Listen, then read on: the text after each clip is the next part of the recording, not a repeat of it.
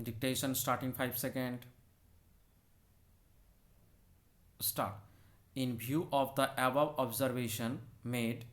it is amply clear that even though the accused had tortured and harassed the deceased,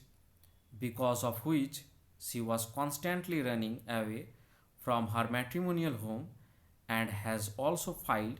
a number of complaints against the accused, the same cannot be said to be the reason for her death in the light of the fact and circumstances of the present case, and the dying declaration made by her, the learned counsel for the appellants has placed reliance upon the decision of this court reported in the case of Ramesh Kumar versus State of Chhattisgarh 2014, Volume 9, SCC 491, wherein it is held that sections 49A and 306 IPC are independent and constitute different offences merely because an accused has been held liable to be punished under section 498A IPC. It does not follow that on the same evidence he must also and necessarily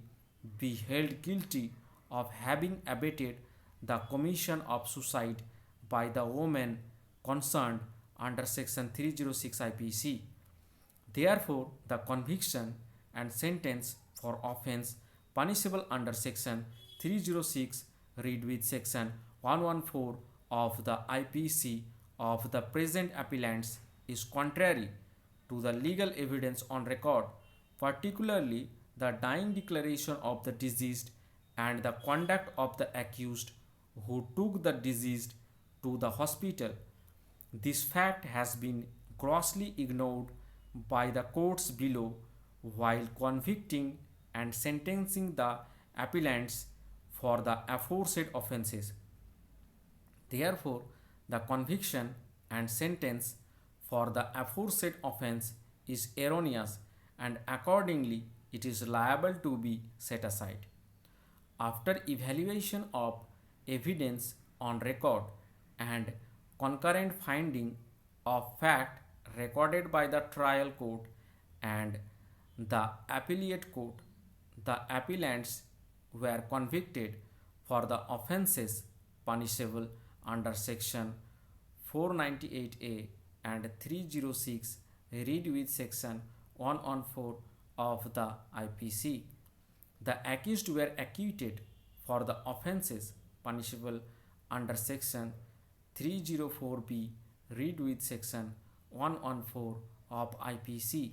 and section 4 of the Dowry Prohibition Act 1961, as they did not find any evidence on record to bring home the guilt of appellants for the offences punishable under section 306, as there is no cogent evidence in this regard in the finding of fact. Therefore, the conviction and sentence for the offence punishable under section 498A of IPC with regard to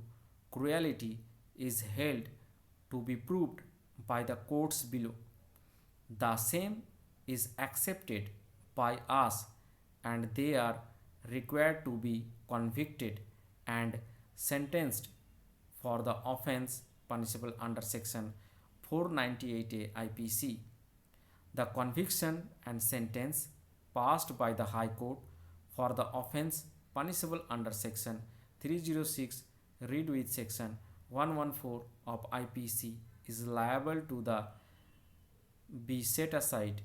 and accordingly we set aside the same, since we have upheld the conviction for the offence punishable under section 498A IPC. It is to be carefully examined by us, taking into consideration the facts and circumstances of the case as to what sentence is required to be imposed upon the appellants. Done.